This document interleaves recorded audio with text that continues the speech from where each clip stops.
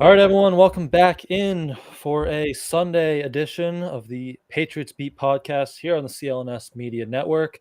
Brian Hines from Pat's Pulpit, joined as always by Alex Barth from 98.5 The Sports Hub.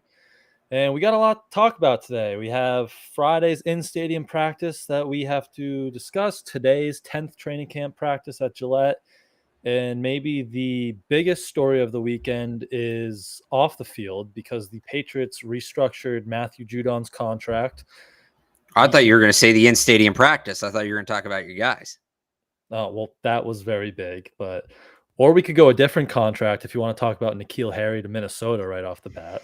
But they now have both and N'Keal Jawan. Harry and Juwan Williams. Did you see what number Harry's wearing? No, is it 1? 28. Outstanding. So that's outstanding. N'Keal Harry. All right, but Matthew Judon, bit of a hold in, it seemed like early on. He was only conditioning, rarely taking part of team drills. He got his money. He can make up to $18 million this year, guaranteed from $2 to $14 million. And so he's back. He's back in the mix here. Full participant today at practice. So they got that done off the checklist there. Yeah, I think that's big. And he was out of practice today. Now, here's I don't know if you want to call it a hot take, a hot-ish take. I don't think we're done seeing Matthew Judon limited at practice this summer. He kind of alluded to that today, too. Yeah, he was asked about it. And look, if they're going to do workload stuff with Trent Brown, if they're going to do workload stuff with Ramondre Stevenson, like you're talking about the most important players on the team and guys who faded down the stretch last year, that's also Matthew Judon. So, yeah, he was back involved today, and he was a menace today. Like, he came out and played with his hair on fire, but I still think they're going to temper it with him throughout camp. Now, that being said, they needed to get the deal done. They got it done. It's a good deal for the team in the sense that they're let me rephrase that. It's basically it's year to year. They're year to year with 30-year-old pass rusher. I think that's going to end up working out for them. I think. The Patriots went year to year with Stephon Gilmore, and he won Defensive Player of the Year. And that's why he's not here anymore, because they went year to year thinking that the cost wouldn't go up that much from year to year, and then it very much did. So it's going to be really interesting to see if, like, Judon finishes the season this year. His contract, I think it voids at a certain point. Like, he can't be tagged when his contract expires. Yep. So, yeah, we're basically going to do this all again next year with Matthew Judon. And again, if he's kind of the same player, it makes sense and it works out to the advantage of the team. If he's really good, like better than he's been, it creates a very interesting situation. So where are you at? I saw a lot of people saying it's great that they paid him, but maybe they should have extended him. Like we saw Trey Hendrickson get another year or something in that range. I was kind of fine. He's going to be 31 beginning this year. So when his contract runs out, he's going to be entering his age 33 season. So I'm fine taking it year to year on that part. But were you kind of in maybe add a year or look to get an extension done with that? I would have liked to see them add a year, but I think that this is what they wanted. Yeah, I think they wanted the year to year because they have a thing, it's the year too early versus the year too late thing, right? They don't want to be tied to him and all of a sudden his game falls apart. Yeah, I wouldn't have hated an extension, but I'm not surprised there wasn't one. This is kind of what I thought it was going to look like. Yeah, I agree there. And good to get that done. They obviously had the money this year. They'll have the money going forward if need be, but he's certainly outplayed that original deal and quickly became a leader and a vocal voice in that locker room. So good to get that done. And probably no coincidence that he's back on the field for full participation for the first time this summer, and the defense really has one of their best days of camp today. Really going against a makeshift offensive line, if you would, and no pads. They were in shells and shorts after a day off yesterday, but there were a lot of sacks today, or would-be sacks, and Judon was at the front of that. I had him for at least 3, I believe. So that's been the number I've heard most of the day is 3. So Judon plugs right back in, and the defense has probably one of their best days of the summers. Now it's kind of a two-sided thing. I think Judon being back out there, his energy, it wasn't just him making plays. There were instances where like Juwan Bentley blew up a screen and instantly pointed right at Judon. Lawrence Guy did something similar. Like I think the energy was there. but they were also down 4 starters on the offensive line with David Andrews not participating. So I think it's a little bit of a combination of both, right? But it's that same thing we've talked about. How much stock do we want to put in what the defensive front did, given who they were facing? You see the edge Judon brings, and I think the guys are genuinely pumped for him, but I don't think it would be nearly impossible for it to look like that in the regular season. Like, that's the absolute ceiling best the defense can look. Yeah, you mentioned the line. No Trent Brown limited again. No Cole Strange still. No Onwenu on the pup. And then David Andrews. Kind of looked like a Veterans Day for maybe a lot of people because there was no Slater, no John Jones. Montgomery was still out. I believe those were all the absences. But yeah, you're still the depth is getting tested early on the O-line, and you'd hope that that top-end talent coming back at some point will help fix that. But that's still the big question mark on this roster right now because we haven't seen it healthy. We haven't seen that full 5 up front. But that, yeah, there's still issues there for now. Yeah, that's not going anywhere anytime soon. Yep. We'll see what happens with Mike Onwenu, but he hasn't been activated. We haven't seen any sign that Cole Strange is progressing. Look, they'll get Andrews back, and then Trent Brown's Trent Brown. He's limited, and that's what it's been, and that seems like it's what it's going to be. So this might be something that we're going to have to see in a game what it really looks like. Get a good look Thursday at some of those depth pieces too. Right. Full contact, Houston preseason. But should we talk about the pass catchers? Should we do it? Yeah, a lot of interesting stuff to get into with this one. So I guess we'll start with Taekwon because there was some good that after 2 limited sessions last week, he was active today. I think he had 5 or 6 targets, but the bad was he was mostly running with Bailey Zappi for the pretty much the whole practice. He had a few plays with Mac, but mostly in that Bailey Zappi group. And I think he only caught 2 of his targets, and one of them was a screen. And he had his hands on a few other ones that he probably should have had. So he's out there, which is good, but it wasn't really the performance we wanted to see from Taekwon today. It was, so he had that first catch, right? He goes up the sideline and he separated from Isaiah Bolden and caught the ball from Zappi. But since then, like you said, the 2 pass breakups there were 3 pass breakups against him. One by Miles Bryant, the ball was underthrown. So that one, I'm not sure how much he could have done on that. The other 2, it was literally where he got himself open. And look, he's getting himself open now, so that's good. But like, he got himself open, well-thrown balls, and just couldn't hold on through contact. One was Joshua Bledsoe punching the ball out. The other one was Rodney Randall just hit him with his shoulder and dropped the ball. And he's never going to be a bully. Like, he's never going to be a bully ball wide receiver. He's no, I'm trying to think of an example of one of, he's not going to be a guy like DeAndre Hopkins, right? Who's just going to out-muscle everybody for the football. He's not going to do that. But you need to be able to catch the ball through contact to play in the NFL. That's just the reality of it. And that's something he struggled with significantly today in a non-padded practice. And that's something that stands out, because if you're counting on this guy to play a major role, you can't have him dropping the ball every time the defensive back shoves him. And we've said they need that skill set, whether it comes from him or it comes from a guy like Pop Douglas, who we can get into in a bit too. But they need that speed with all these other receivers. So good that he's separating, but he's got to finish, right? He's got to finish the plays. You mentioned the one from Zappi. I thought it was a little underthrown, but he still had his hands on it. And as you mentioned, like a top 50 pick needs to make that play.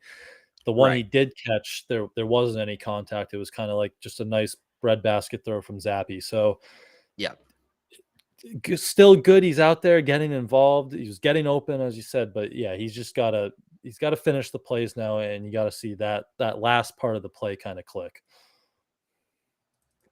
Yeah, and it's I mean, this is going back to last year. That's the thing. That's where you start to get concerned. It's can he do it? Because it's 2 years now, and the whole thing about, is he going to come in bigger, stronger, whatever? That's not looking like the case at this point. No, I think 3 pounds he put on technically, right, on the weight roster. I think it was a 2 or 3, yeah, something like that. So same type of body type, skill set, obviously speedster. But while he was with the Zappi group, Demario Douglas back in with Mac early on, and they were just throwing him the ball, and he might have had the route of the day. He just toasted Miles Bryant on a little whip route.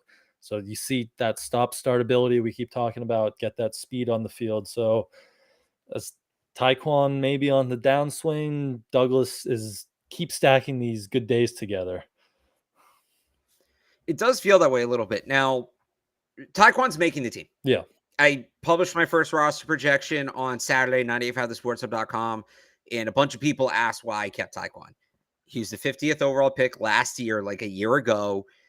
He, if he can figure it out, has game-changing speed. They're not giving up on him yet, nor should they, however bleak it may seem at this point. That would be way too early to cut bait entirely.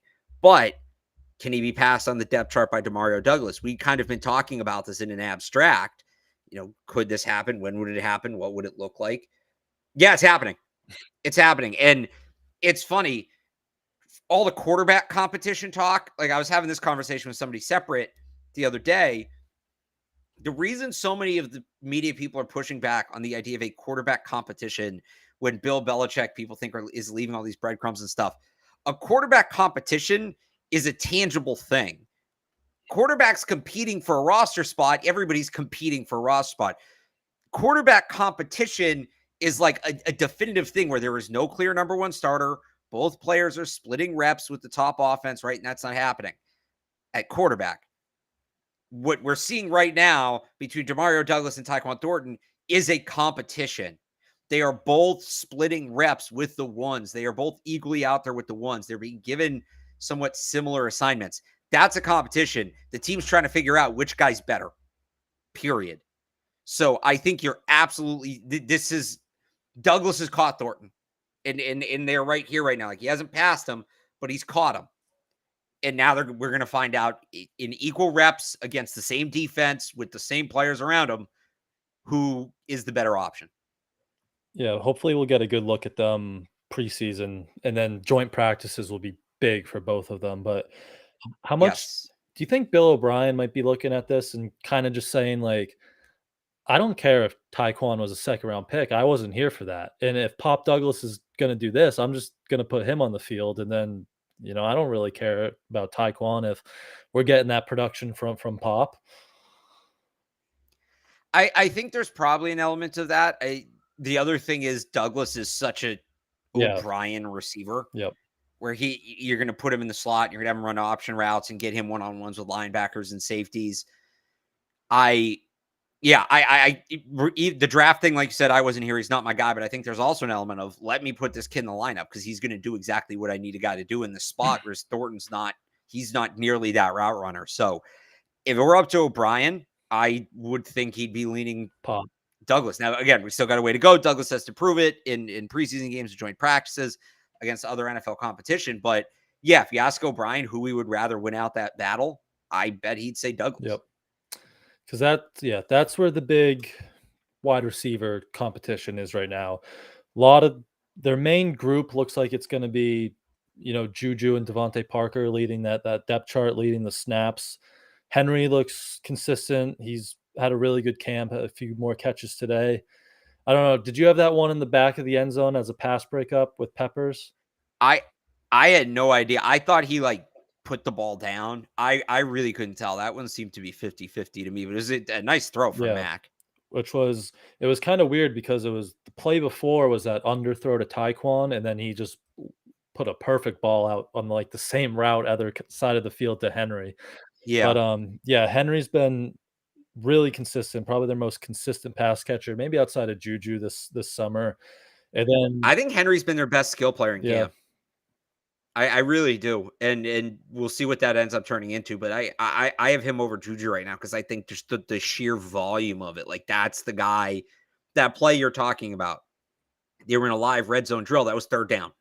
Who's Mac Jones going to on third down? It's been Hunter Henry a lot. And it's worked. It's not just like he's throwing to him and it's not working. He's connecting with Hunter Henry and it's working with Hunter Henry. Yeah. It feels like every drive starter too. It's just like a little stick route to Henry, just get him ahead of the sticks. So yeah, Henry looks more like his 2021 self, which is a good sign. And Gesicki got a little more involved today. He had that really nice one-handed catch. I gave it to him. I said he was in right up the sideline. Peppers was in really tight coverage, but he had a nice catch. And I believe he had another one or two receptions today. Might have had a drop too. It was tough to tell if Marte Mapu got his hand in there, but maybe you're starting to see a little more we saw some life from Gesicki, more targets last week. Wasn't able to like capitalize on them, but now maybe you're starting to get the ball rolling, some more chemistry there with Mac, and starting to make some plays. A little bit, yeah. I think just that, like you said, that chemistry is coming along. Two guys that hadn't played together a lot, and I think you're starting to see them kind of connect. Yep. I do want to bring this up. This is we're not doing like a real Q&A, but this is a really good question. So I just want to bring this up to go back to what we were just talking about. Demario Douglas, I said, being a Bill O'Brien kind of receiver because of his route running, and Thornton not being that level of route runner. Can route running not be taught? Yes and no. There are elements of it that you can teach, but there are certain physical characteristics, agility, balance, foot speed, that just, you either have that or you don't. You can't turn anybody. Like, you can make an okay route runner good route runner great. And a guy like Thornton, who's 6'3" and lanky, those option routes you're running in a Bill O'Brien offense, you got to get low to the ground. You got to have a low center of gravity because you're making really quick cuts, like a multitude of cuts. You're going like in, out, in. It's not just one cut and go.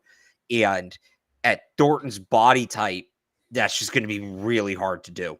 That's just the guys that can make those kind of cuts at that size. You're talking about guys who are top 5, top 10 receivers in the league.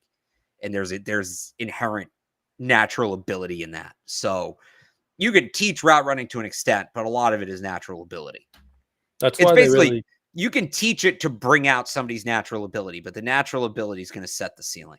That's why they really like their 3-cone drill, right? That right. change of directions. And did Douglas run that this combine? Do you know? Let me tell you. Hang on, stall for a second.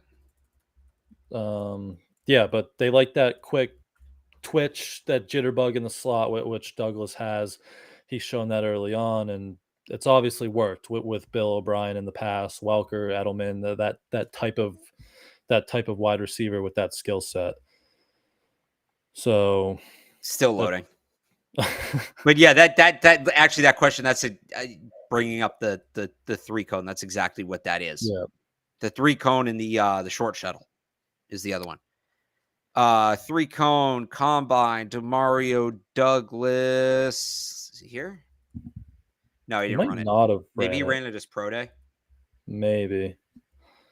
I'm not seeing a time right off the jump. Taekwon did not do the 3-cone, it looked like. So no, Taekwon only ran 40. I remember that. Douglas ran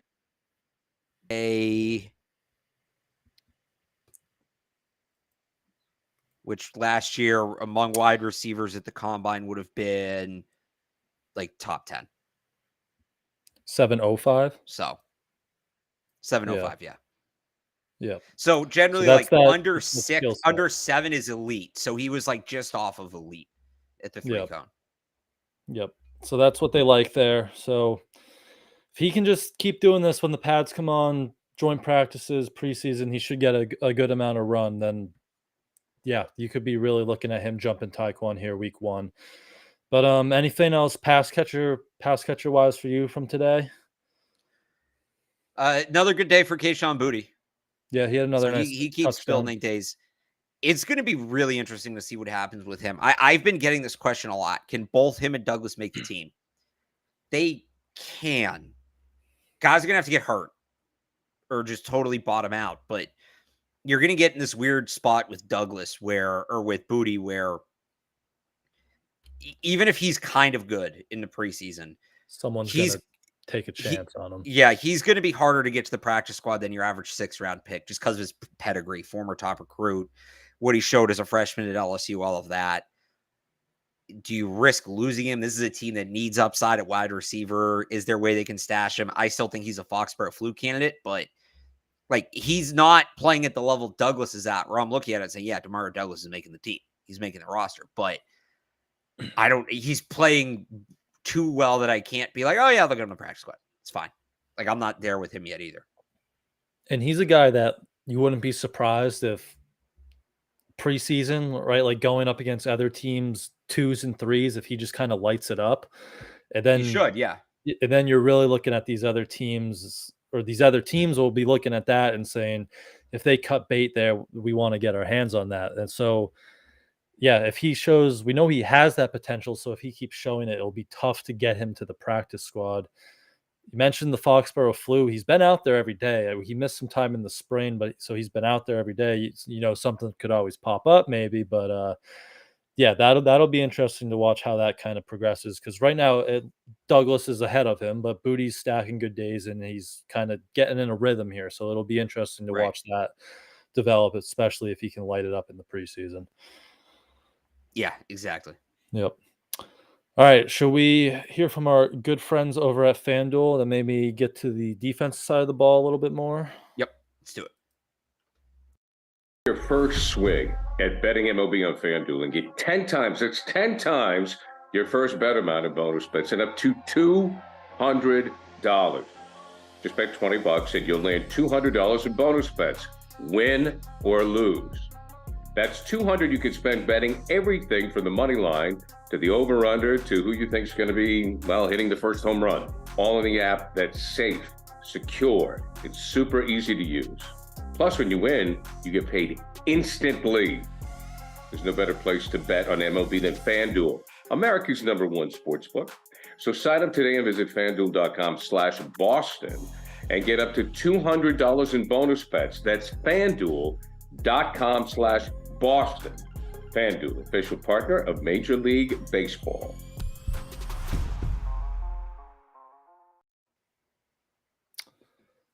All right. As long as you're not using FanDuel for the Red Sox, Well, I mean, you could probably make a lot. They're dead. Just bet against them. Yeah.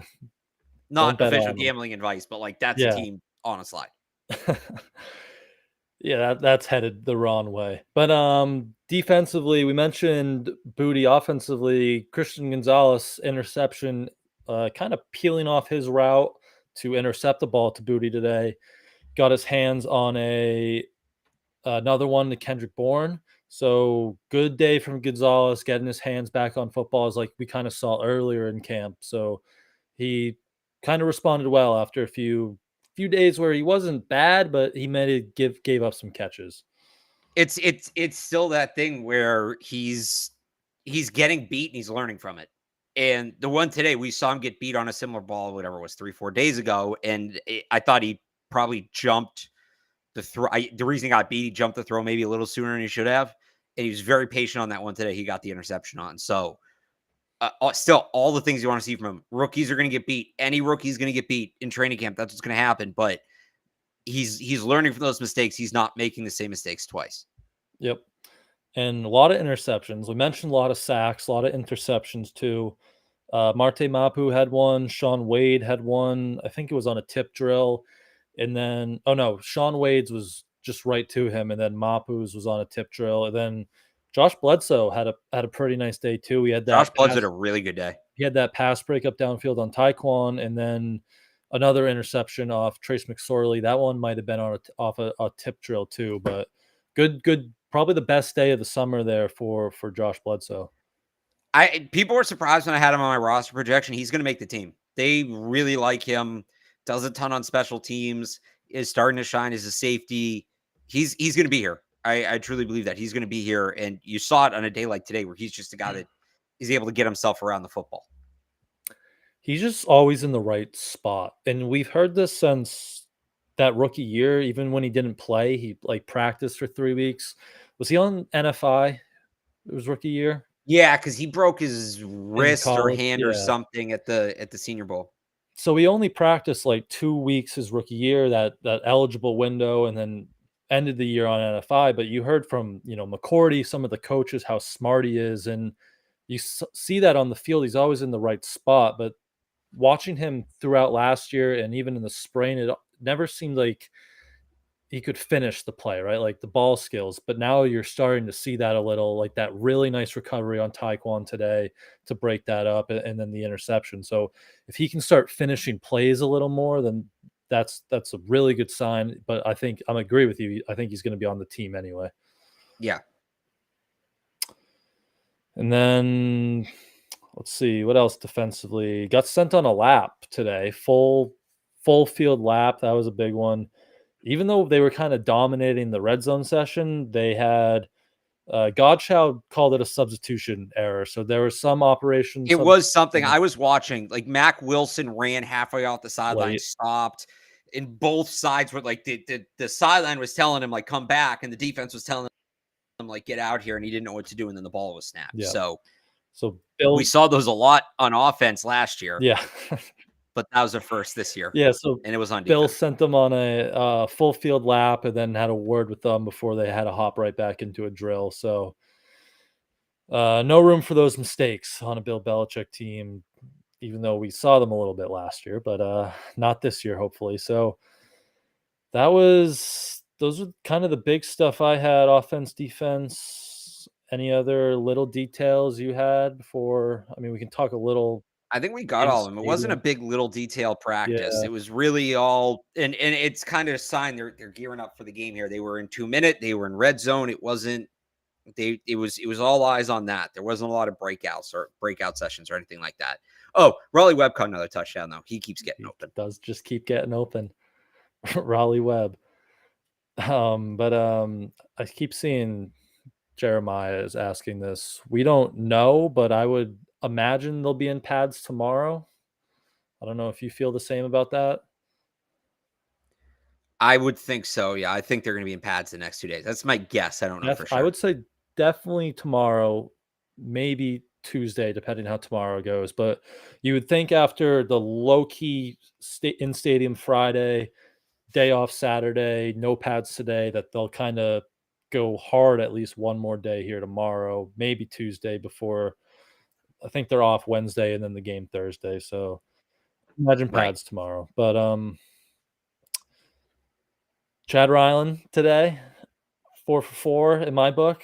The third one was I had him 3 for 4. The third one was a little iffy. I wasn't sure. Duggar said no, but that might just be Duggar saying that from the special teams side of it. But his fourth one was good from like 50 yards. So you just keep seeing that powerful leg and handling kickoffs again.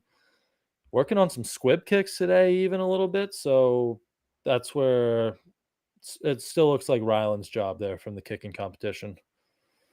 Well, I mean, we can go back too. Why don't you give us your assessment? We didn't do a show for the in-stadium, so this is kind of a twofer. Ryland was the better kicker in the in-stadium. They both went 3 for 4, but his miss was from, 48 yards? Folks was from 41. And then Bryce Behringer was just awesome at the in-stadium. He was excellent. So the rookies, I think, keep pulling away. Ryland's miss was right upright from 45. I wrote it down, I think. Folk might have been 48. But they both missed one. They both had one kind of impacted on an operational thing, which we didn't count against them. But the thing with Ryland was like he was concluding both of his warm-ups to both sides of the stadium at 61 yards and like hitting with plenty of leg. And Folk was, I think he was concluding at like 53 and he was short. So that's just, you knew the leg strength was the big one and you saw it there. Same with Behringer. I mean, multiple punts over 5 seconds. He had that one. Multiple punts over 50 yards. The one like 65-yard boot where Demario Douglas had to go back like 10, 15 yards to field it. So, yeah, I mean, those guys are just awesome and they have the job. I would say this with Ryland, like, and you kind of alluded to it there. They're kicking today, and they both kick from 45. And with Nick Folk, when it's 45, you're like holding on. Is it going to get there? Is it not? Ryland kicks from 45. It looks like a chip shot. Like it's halfway up the upright. So that's the difference there. And with Behringer, it was cool with the in-stadium that we could actually count the yardage on the punts and things like that. And he's, just kicking the crap out of the ball. Yep. Taylor was laughing. Taylor Kyle, CLNS here, laughing at Ryland was doing the kickoffs today, and he just lines up like 2 steps behind the ball and then just boots it. Where like Nick Folk last year would be like 8 to 10 steps back. So the leg strength difference is apparent there, and it looks like Folk could maybe be on this roster if they keep 2, right? And you have like him do within 40 yards because he's just right down the fairway on those, and then Ryland could do if it's bad weather or those long distance field goals. But that right now looks like the only way that Folk is still around, unless he wants a practice squad spot, which I don't know if he'd be interested at this point of his career. I'll but say this too with that. So I've said this before, like getting Nick Folk on the practice squad. He's 38 years old. He has 2 kids. They're in school. They live in Dallas. He goes back there during the season. Like he is a routine set. I don't know that he's going anywhere just in general. Even if a team offers him a 53-man spot, he may rather be on the practice squad in New England. There are a couple teams, though, that I think make sense for him. He's from Dallas. I don't know if you saw the video at a Cowboys camp this weekend of their kickers. Yikes. If you waive Nick Folk, if you try to get Nick Folk to the practice squad, I think he's going to be a Dallas Cowboy. Who is their kicker? Was it Meyer last year who just like imploded in the playoffs? Yeah. Do they still have him? Is that who they're rolling with still? I don't.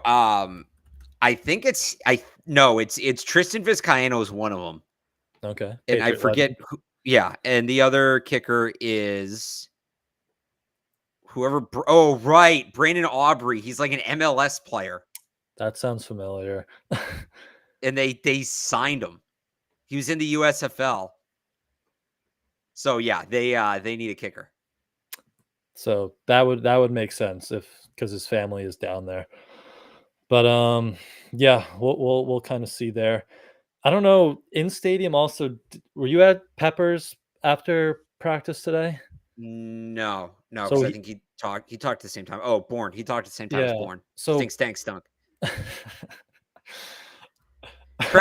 Honestly, credit to Mike for having a sense of humor about that. But. Yeah, but so Peppers, he said they came in this morning, the defense, and they just kind of got lit up for their performance in the in-stadium practice, which was a jog through at best. Well, we were making the joke in the press box, like it doesn't even look like the defense is trying because nobody was trying. But I guess even to the extent they weren't trying was too much. Yeah, so I guess they didn't like what they saw there, do that jog through in-stadium practice. But those are pretty much. That's pretty much it from the last 2 practices, I believe. I don't know. Anything else you wanna kind of touch on here? No, at this point, you start turning your attention towards that preseason game. I just had Zach Cox on the Sports Hub Patriots podcast. People can check that out, 985thesportshub.com. And, he made an interesting point. The first preseason game is really a massive point in training camp because it resets a lot of things. There may be guys you've been looking at that you're now going to look at differently, or the guys we weren't talking about that have bigger roles than we think. It's so many different things in that regard. So it's kind of getting everything set to go into that and kind of preparing to adjust whatever you're going to need to adjust, as crazy as that sounds. So 2 more practices this week. They are kind of mirroring a game week here with the way they practiced today. It looked like a Wednesday practice during the season.